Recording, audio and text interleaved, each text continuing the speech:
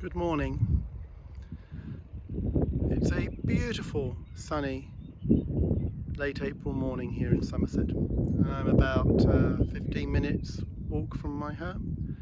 So I thought I'd come out and make a video here because it's such a lovely backdrop. I'll just turn the camera around. There we are. I've just walked up some hills, so I'm a little bit glowing, as they say.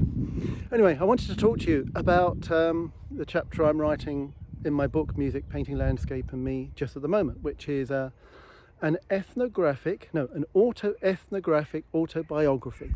So basically I'm writing about myself.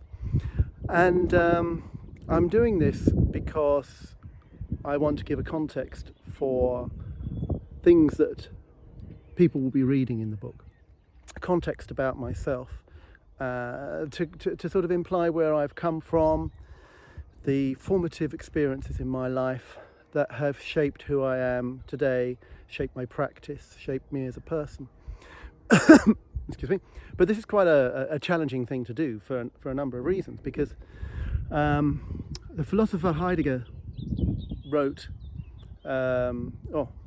last century about lenses. In other words, the bias that we all have, that we are brought up with, the received information that we get through our learning, things like the world is round, space is out there, gravity is this. I mean, all sorts of things. Those are quite sort of scientifically factual things, but there's all sorts of impressions of the world that we have been given through education, through science, through our parents, through our experiences, through our upbringing.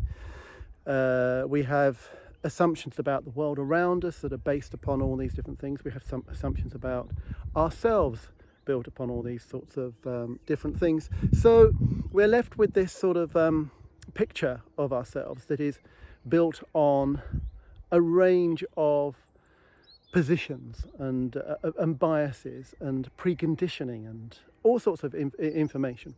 So it makes it challenging when one is writing about oneself and looking at concepts of objectivity and honesty, because although it's my intention to be as honest as I possibly can be about my upbringing, about my life, my events, the events in my life that had led me to particular places that have shaped my practice, shaped my opinions, it's very hard to be objective about those, because objectivity and honesty are based on one's concept of truth.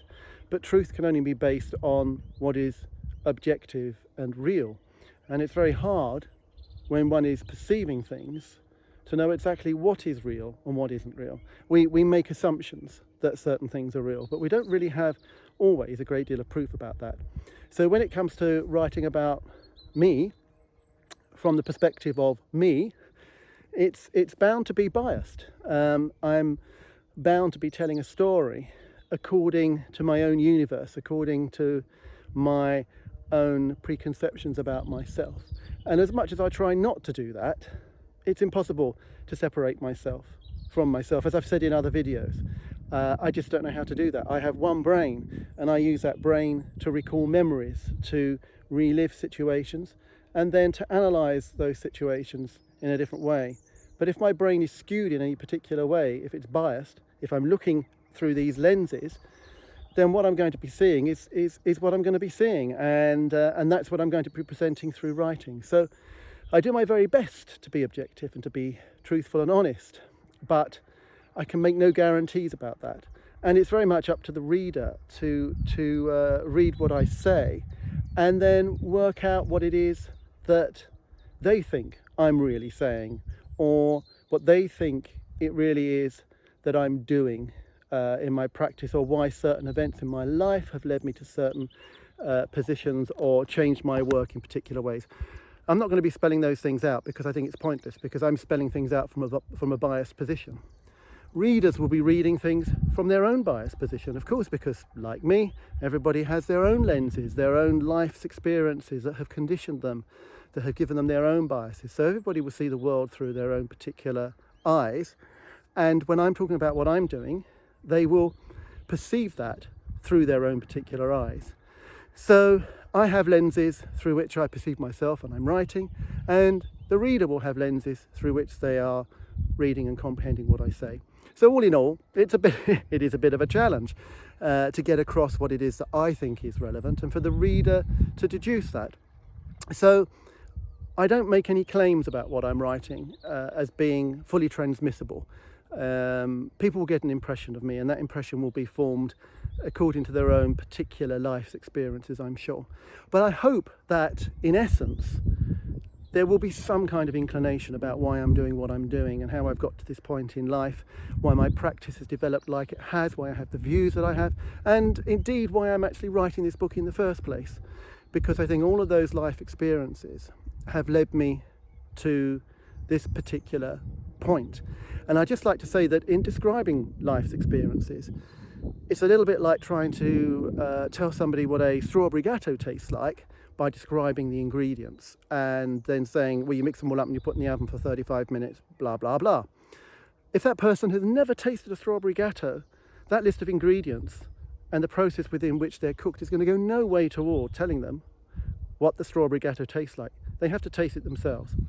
And I think it's very much the same with what I'm doing. When I'm dissecting myself, putting my ingredients out there for people to basically combine them to make a cake, they're not really going to get a true flavour of who I am, because unless you meet me and spend time with me, it's very difficult to do that. I'm giving out certain kinds of filtered information, and people are reading that information through their own filtering systems.